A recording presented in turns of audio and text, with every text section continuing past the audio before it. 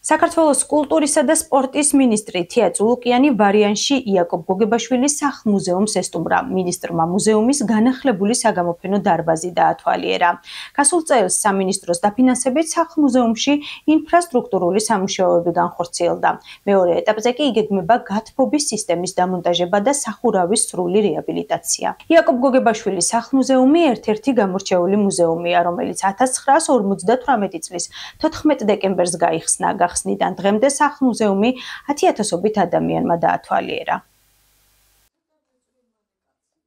ჩვენი სამინისტროს სისტემაში სულ 5 სახლ-მუზეუმი ფუნქციონირებს და თითოეული მათგანი ეძღვნება დიდ ქართველ მოღვაწეებს, მწერლებს, იმ ადამიანებს, ვინც ქართული კულტურა, ჩვენი დედაენა, ქართული შეინარჩუნა და გადასცა მომავალ თაობებს.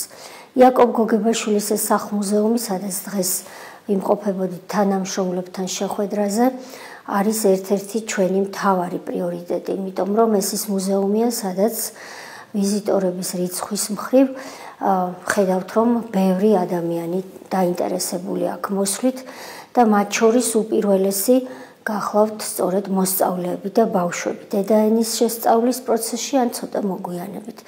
ჩვენს პედაგოგებს, მშობლებს, მათ მიერ აქ მოყვანილ მოსწავლეებსა და ბავშვებს რასაკვირველია უკეთესი გარემო სჭირდებათ და ჩვენ სწორედ ეს მუზეუმი შევარჩიეთ საპილოტო რეჟიმში განვითარების მიზნით. აქ ჩაიდება პირველ ეტაპზე უფრო მეტი რესურსი იმისათვის, რომ უკეთესი სერვისები შეიქმნას, არსებული სერვისები განვითარდეს, ბავშვზე იყოს მორგებული, რომ გარემო იყოს კიდევ მეტად კომფორტული და თანამშრომლებსაც ჰქონდეთ უკეთესი სამუშაო პირობები. იაკობ გოგებაშვილის მუზეუმში დასრულდა პირველი ეტაპის სარეაბილიტაციო სამუშაოები, საექსპოზიციო დარბაზებში მოეწყო ახალი იატაკი და ზოგადად ახალი ინფრასტრუქტურა.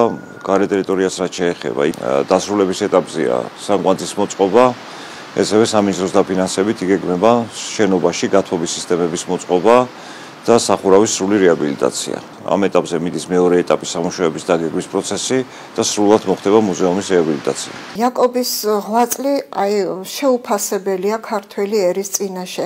მისი ხელშეწყობით საქართველოში 1700-ზე მეტი სკოლა გაიხსნა, უამრავი ბიბლიოთეკა და დღეს რომ ჩვენ ქართულად საუბრობთ, ეს სწორედ იაკობ გოგებაშვილის დამსახურებაა.